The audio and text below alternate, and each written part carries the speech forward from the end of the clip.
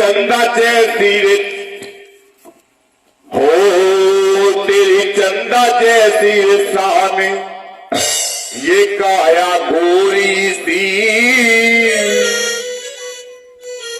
और मत करियो अभिमान जिंदगी थोड़ी सी, चंदा जैसी शान, ये काया गोरी सी, मत करियो अभिमान जिंदगी थोड़ी सी।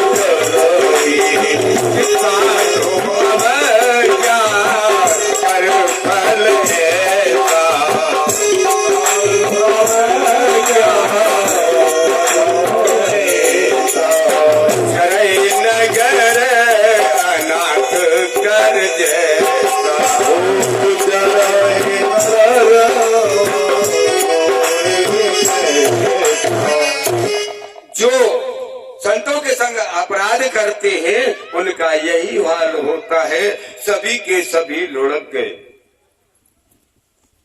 साधु की अवज्ञा करता है, सज्जन पुरुषों की अवज्ञा करता है, माता पिता की जो सेवा नहीं करता,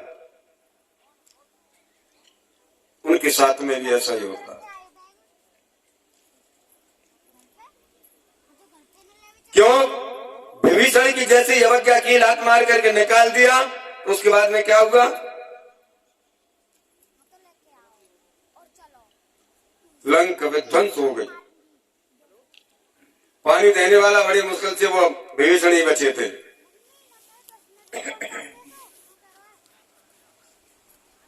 जब भरत जी आभूषण से युक्त अपने घर आए, वहां से उन्हें छोड़ दिया। अब भरत जी अपने घर चले आए, तो जो बखत से पानी नहीं दिया करते थे, समय पर वो उनको भोजन नहीं दिया करते थे, वो तो आभूषणों से लदे हुए पड़े हैं। अरे नए नए वस्त्र जिन्होंने पहन रखे हैं जी, अरे उनकी जो भावज अतनाई, भावज भाभी बड़ी बड़ी खुश भई। आप आपको तीनों खेचे, लाला जी हमारे यहाँ आ जाओ, हमने बड़ी बढ़िया मीठी खीर बनाई।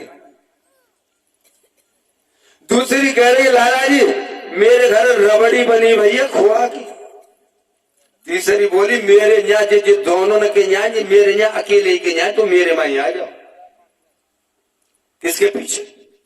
धन को देख करके, माया को देख करके, माया के लालच में बड़ी बड़ी प्रश्न हो रही हैं, बड़ी बड़ी कूद रही हैं साहब। उन्होंने सब कुछ उतार करके रख दिया, रूखा खाने को देने लगी। उतारते ही समय कोई रबड़ी रही न, कोई लड्डू रहे न, बढ़िया भोजन रहे न, और न सब्जी दाल क्यों न रही। एक समय अब उनसे काम तो लेने लगे। एक समय सिंधु सौवीर देश के राजा रहुगण पालकी में बैठ करके कपिल भगवान के आश्रम के लिए चल देते हैं। चलते चलते 4 कहार लगे हुए थे। एक कहार थक जाता है। जब कहार थक गया, बोले भाई क्या गड़बड़ है कि इसको बुखार आ गया? शायद वह वक्त अब जो कोरोना नाम है, वह वक्त का चुन कुछ और होगा, ऐसा ही कुछ रोग है गया। उसको निकाल दिया तो भैया चौथे को देख करके लाओ। तीनों चले गए, जाकर के पहुंच गए और भरत जी को उठा करके ले आए। क्योंकि बड़ा हृष्ट पुष्ट है, गठीला बदन है, गधिया बैल की तरह बोझा ला सकता है, तो फिर क्या इनको भी पालकी में लगा लिया जाए? तुरंत उनको पालकी में लगा दिया गया। जब पालकी में लगा दिया तो वह नीचे देख करके चल रहे थे, किसी चींटी पे पैर ना पड़ जाए।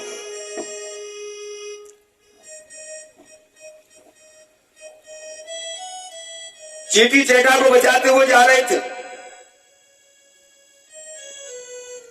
पालकी हिलने के कारण राजा को बहुत कष्ट होता था। राजा ने कहा कारो पालकी क्यों हिल रही है, संभाल कर चलो। महाराज हम तो ठीक चल रहे हैं, परंतु ये चौथा जो नया आया है ना, ये ठीक नहीं चल रहा है। एक बार अधिक दूर तक चींटी फैली हुई थी। चींटियों के बचाने के लिए उन्होंने छलांग लगाई। पालकी का डंडा राजा के सिर पर जा करके लग गया। इससे राजा को बड़ा कष्ट हुआ। तो राजा पालकी से उतर करके कहने लगे, अरे तू देखने में तो लंबा मोटा हिष्ट पुष्ट है, किंतु तुझसे चलना नहीं आता, तू मेरा निरादर कर रहा है। तलवार दिखा करके तू जानता नहीं, तेरा पूरा इलाज कर दूंगा। तब भरत ने अपने मन में सोचा कि इसका भार मैंने अपने कंधे पर रखा है, अगर मैं अभी नहीं बोलता हूं तो कोई मुझसे बड़ा पापी नहीं होगा। संस्कार प्रबल होते हैं। वही राजा था जो पहले जन्म में मृग था, हरण था, भरत जी के सानंद में रहा था। आज वो क्या कह रहा है, तलवार निकाल कर। भरत जी कहने लगे, राजन शरीर का लंबा चौड़ा मोटा पतला दोला आदि होना प्रकृति का गुण है, किंतु आत्मा तो इससे परे है। मुझको ज्ञान सिखाना तो सूखे हुए को सुखाना है, जले हुए को जलाना है और चबे हुए को चबाने के समान। भरत जी के बात सुन करके मानो राजा का पर कोई जादू का शासन हो गया। राजा भरत जी के पैरों में गिर पड़े, कहने लगे मैं पालकी में बैठ करके कपिल मुनि से तत्व ज्ञान का उपदेश लेने जा रहा था। क्या महाराज आप सचमुच कपिल देव? देखिए, हम मन पर बोझा बहुत लाद लेते हैं। गुरु जी की पाठशाला थी जिसमें पढ़ने के लिए बच्चे जाया करते थे। नदी को पार करके जाते थे। नदी को जैसे ही पार किया तैसे ही जाकर के सिर से पूरे चले गए, सबके सब आगे। पीछे से एक पति पत्नी आ रहे थे, नवयुवती थी, नवयुगल थे दोनों, और उसमें वो उतरना नहीं चाहती थी। पति महाराज थोड़े हमारे ऐसे नेक पतले से, हमारे हरिशंकर जैसे थे, हल्के हल्के पुतले। पत्नी ने चकाचक ही अब कहने लगी, देखने लगी कि ये कछुके हैं। बोले अब कैसे न करेंगे, अब मैं कैसे कह दूं? कह रही है कि मैं कैसे कह दूं कि तुम्हारे कंधा पे बैठ के निकाल दो? मैं कैसे कह दूं कि कंधा पे बैठ के निकाल दो? इस बात को सुन लिया पल्ली तरफ जाने वाले छात्रों ने। उनमें से एक छात्र बोला, गुरुजी ने मना कर दिया था, भाई स्त्रियों से अलग रहना, स्पर्श भी नहीं करना है। बोले कि कुछ भी सही, इसे कष्ट हो रहा है, इसे तो पार कराऊंगा ही। गुरुदेव के शिष्य जाते हैं, पीछे लौटते हैं, अपने कंधे पर उसको बिठाया और पार करा दिया। अब और जो शिष्य थे वो क्या कहने लगे? क्या कह रहे हैं? जाके गुरुजी से शिकायत करेंगे, आपने तो कहा था स्त्रियों को स्पर्श नहीं करना है, और ये क्या स्पर्श की चलेगा? तेने तो कंधा पे ही रख ले भैया। कुछ नहीं, चले गए जाकर के गुरुजी से। उन्होंने सर्वप्रथम जाते जाते चुगली की, महाराज जी हम सत्य बात कहेंगे, आपने हमसे कई स्त्रियों से दूर रहना, हमने उनको हाथ नहीं लगाया। और ये जो है ना, ये तरुण जो बैठोगा, जेल लौट के गयो कि नए कपड़ा है, कहूं याके संजाएंगे, अच्छो ना, चलो या कंधा पे बैठा लो। और कंधा पे बैठा कर किसने नदी को पार करा दिया? क्यों रे, तू इनसे पहले आ गया, फिर भी तेने तो बताया नहीं कि मैंने एक युवती को पार कराया था। महाराज मैं क्या बताऊं आपको, मैंने तो उसे उस पार से अपने कंधे पर लादा और कंधे पर लाद करके दूसरी तरफ उतार दिया, वहीं पर छोड़ दिया। परंतु मुझे क्या पता था कि ये के सब अभी तक उसी को लादे पड़े हुए हैं। मुझे क्या पता था कि ये उसी को सब लादे हुए पड़े हुए। मैं तो उसे लाद लिया और उतार करके पार करा करके चलाया। अब मुझे ये पता होता कि इनके ऊपर अभी भी वही लदी हुई है, तो मैं कोई कोशिश करता।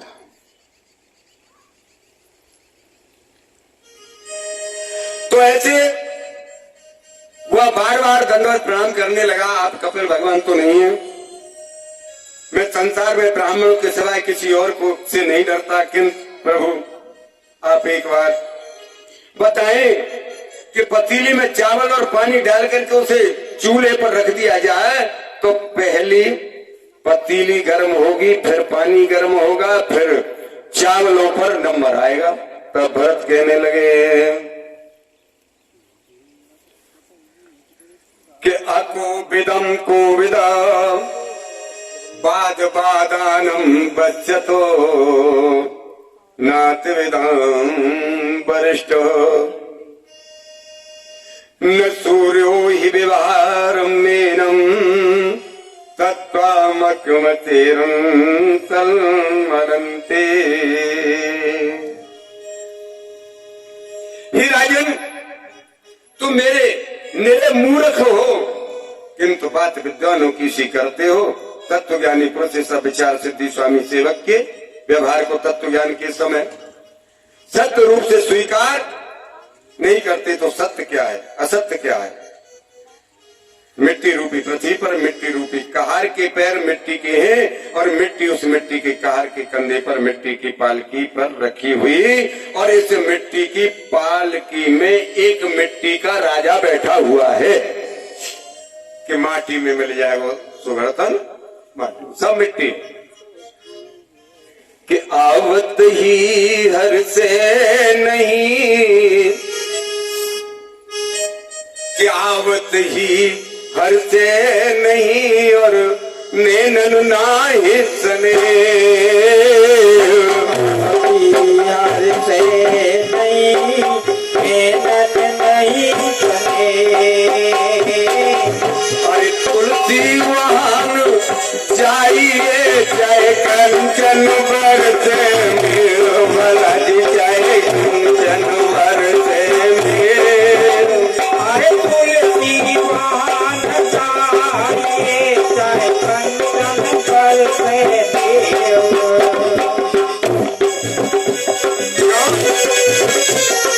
जब तक इस संसार में हो माता पिता भाई बंधु सब कुछ है राजन,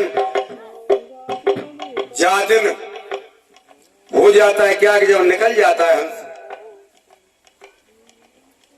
कि जा दिन मन पछे उड़ जाइए, कि जा दिन मन पक्षी उड़ जाइए, ता दिन तेरे तन तरवर के, ता दिन तेरे तन तरवर के सभी बात गिर जाइए, जा दिन मन पछे।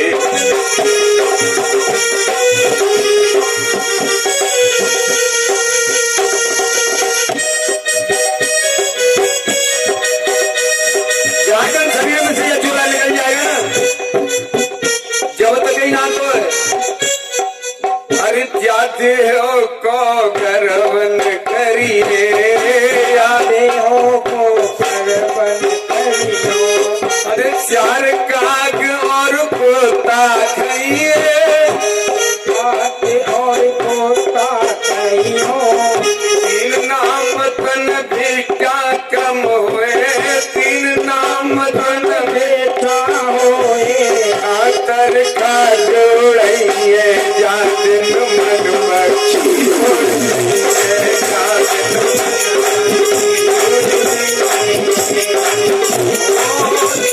तेरे तन तरवन के सभी पाप गिर जाइए।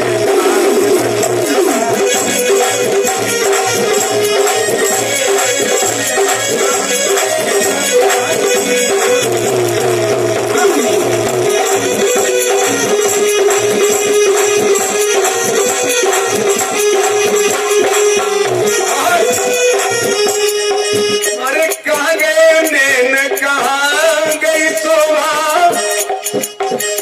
कहाँ गए नैन कहाँ गई शोभा। कैसे?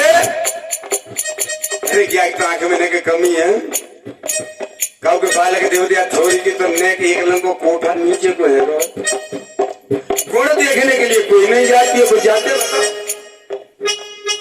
अरे छोरी की तो नेक नाक जो छोटी छोरा तो अच्छी ना लगेगी, कि कहाँ नैन कहाँ गई शोभा, कहाँ गए नैन कहाँ गई शोभा। अरे कहाँ रंग रूप दिखाइए, जा दिल मन।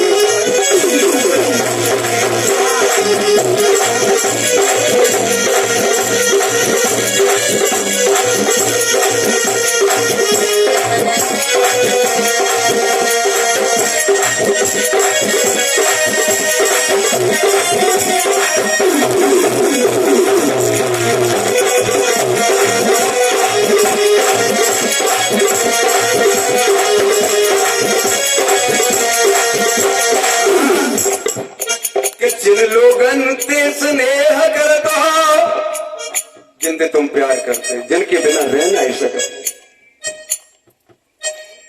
कि जिन लोगन ते नेह करत हो, सो वो तो दिखेगी नहीं है जादनम